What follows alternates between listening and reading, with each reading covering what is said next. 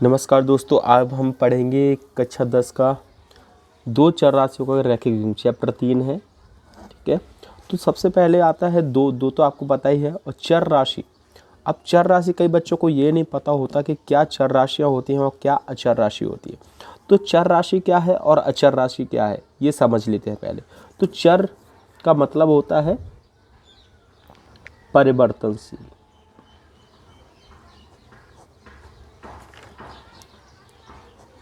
और अचर का मतलब होता है अपरिवर्तित। यानी चर मतलब होता है परिवर्तनशील, यानी बदलने वाली राशि। कौन सी?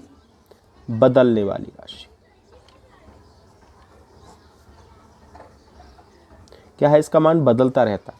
और अपरिवर्तित यानी कि न बदलने वाली, यानी फिक्स बोल सकते हैं। फिक्स यानी उसका मान जो है वही रहेगा। आप किस तरीके से इसको समझते हैं तो हम समझ लेते हैं।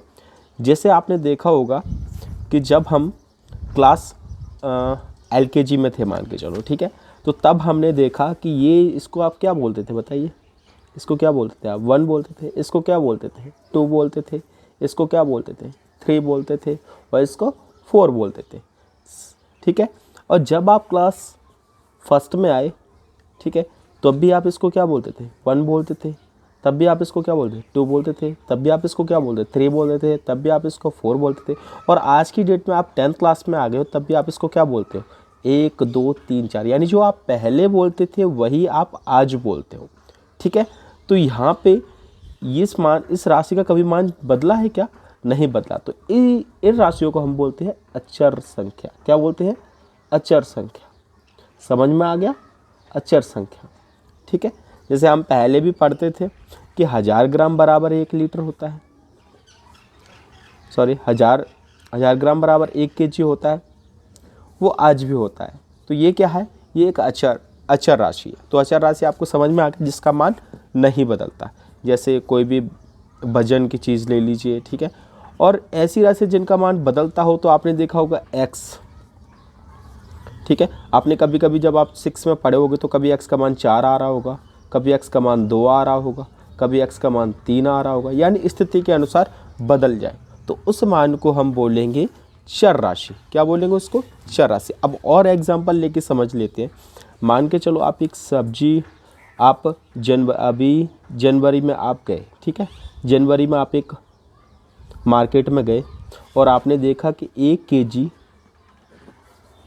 ठीक है, 1 kg संतरे की जो कीमत है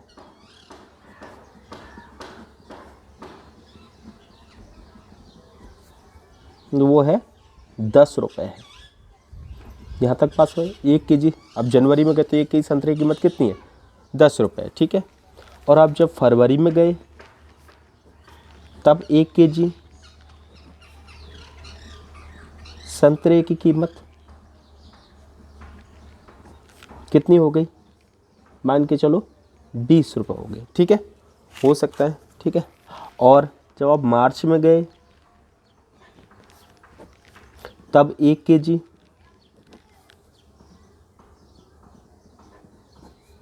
संतरे की कीमत क्या हो गई? वो हो गई वहाँ पे मान के चलो 10 रुपये हो गई। फिर से दोबारा लौट के, तो यहाँ पे देखिए आप जनवरी में जब 1 kg, यानी कि ये जो यूनिट है वो फिक्स है, ठीक है, संतरे की कीमत कितनी हो गई? 10 रुपये kg थी। फरवरी में क्या हुआ? 20 रुपये हो गई। और जब मार्च में आए तो फिर से 10 हो गई। यानी कि जब हम फरवरी में गए, समय के अनुसार इसमें क्या हो रहा है? बदलाव हो रहा है। हो सकता है वो एक जैसा हो, तो स्थिति के अनुसार जो चीज़ बदल जाए उसको बोलते हैं हम लोग चर राशि। क्या बोलते हैं? चर राशि। तो यहाँ पे जो कीमत हो गई वो क्या हो गई? यहाँ पे चर राशि हो गई। और जो क्वांटिटी थी, उसकी मात्रा थी, वो क्या हो गई? अचर राशि, क्योंकि तब भी 1 kg था, अब भी 1 kg, जितना होगा उतना ही। तो चर राशि, अचर राशि, अब आपको बिल्कुल भी दिक्कत नहीं आएगी। तो समझ में आ गया कि स्थिति के अनुसार जो मान बदल जाए तो उसको बोलेंगे हम लोग चर राशि, और जिसका मान नहीं बदलता है उसको बोलेंगे अचर राशि। तो यहाँ पे क्या है चर राशि में? यहाँ पे देखिए आप लोग, चर राशि में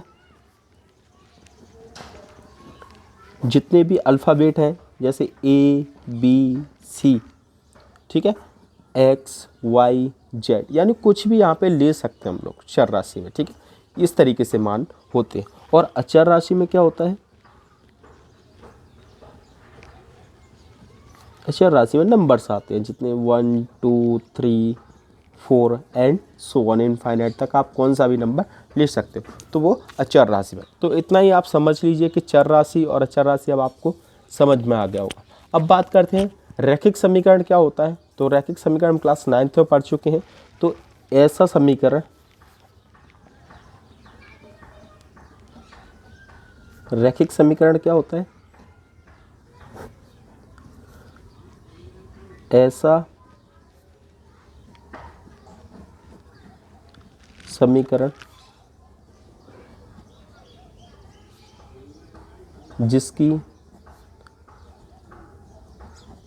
अधिकतम घात 1 होती है, या फिर जिसका जो ग्राफ होता है वो कैसा बनता है? एक सरल आरेख बनता है, एक रेखा के टाइप का बनता है। ये हम 9th क्लास में पढ़ चुके हैं। रेखा के टाइप का बनता है तो उसको हम बोलेंगे, ठीक है, उसे बोलेंगे रैखिक समीकरण। क्या बोलेंगे? रैखिक समीकरण। यहाँ तक हो गया। तो यहाँ पे दो चरों की बात होगी। कितने की बात होगी? 2 चर। यानी या तो आप कोई भी 2 चीज़ें पूछेगा वो, या तो आपको x पूछेगा या फिर आपको y पूछेगा, ठीक है। यानी कोई भी दो चीज़ें पूछेगा वो, या तो जैसे यहाँ पे x, जैसे संतरे की कीमत बताओ और केले की कीमत, यानी कि 2 चीज़ें पूछेगा, ठीक है। 2 चर राशियों के बारे में वो पूछेगा। तो 2 चर राशियों के एक रैखिक समीकरण आपको मिलेंगे यहाँ पे, ठीक है। तो चर राशियों का जो रैखिक समीकरण होता है उसका जो रूप होता है वो मैं आपको बता रहा हूँ यहाँ पे, ठीक है। तो उसका रूप जो होता है, व्यापक रूप होता है, वो होता है ax बराबर ax प्लस बी बराबर c। ये होता है। क्लियर? ये एक चर के लिए। लेकिन यहाँ पे हम कितने चर पढ़ रहे हैं? 2 चर पढ़ रहे हैं। देखिए 2 चर, तो यहाँ पे क्या होगा? y भी होगा साथ में। तो पढ़ेंगे ax प्लस बी वाई बराबर c। यहाँ पे ये इसका व्यापक रूप होगा। आपको याद रखना है क्या होगा? ax प्लस बी वाई बराबर c। ये इसका व्यापक रूप है। 2 चर राशियों वाले रैखिक समीकरण का ये व्यापक रूप है ax प्लस बी वाई बराबर c। अब कितने समीकरण होंगे यहाँ पे? युग्म है यानी कि 2।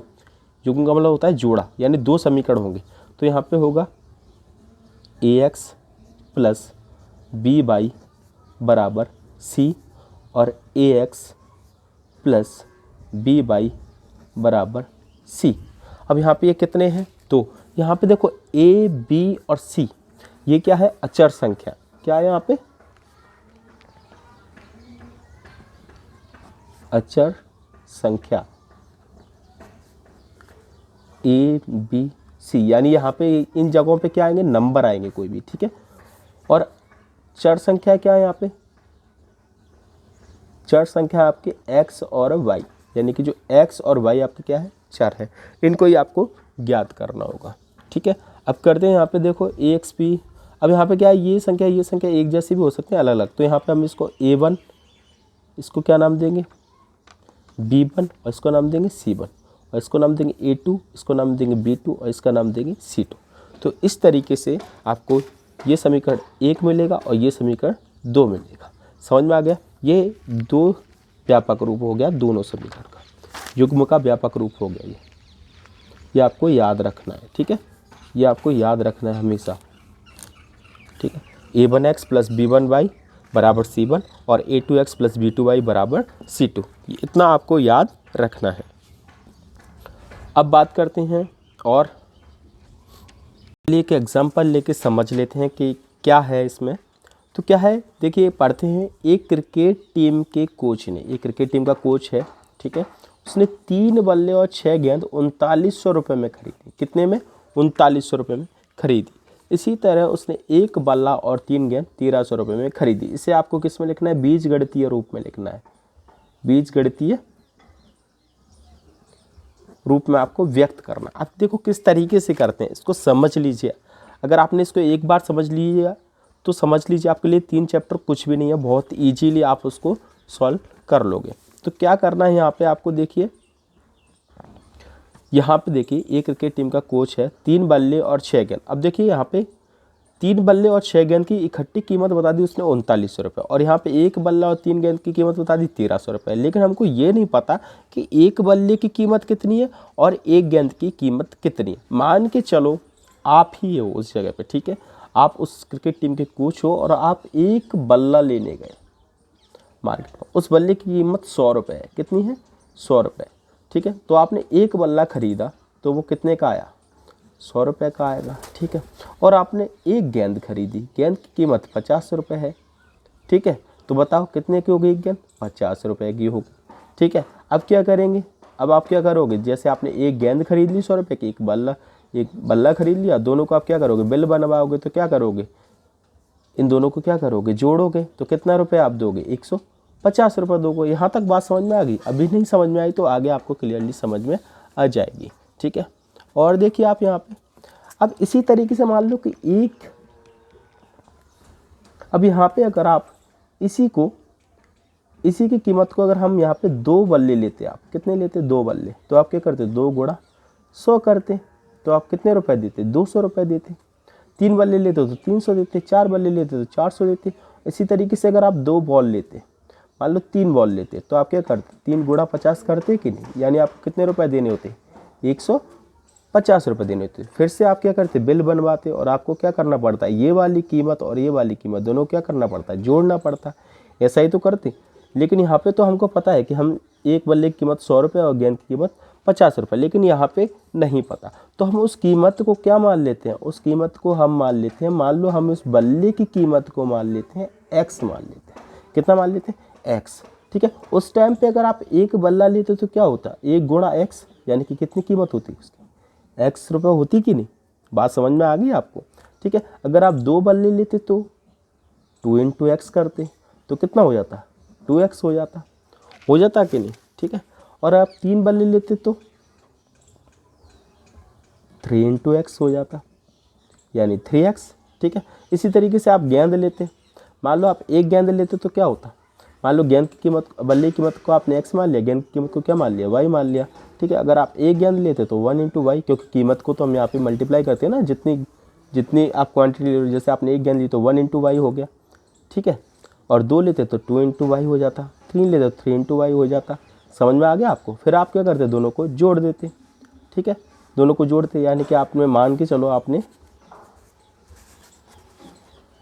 ठीक है। तो यहाँ पे भी देखिए, एक क्रिकेट कोच ने, तो हमने कीमत हम बोल तो नहीं सकते यहाँ पे, तो हमने मान के चले थे कि 100 या 50 रुपये, लेकिन नहीं पता। जब नहीं पता होता तो आपको चर संख्या माननी होती, यानी कि आपको देखो 2 चीज़ों के बारे में हमेशा बात होगी इसमें, ठीक है।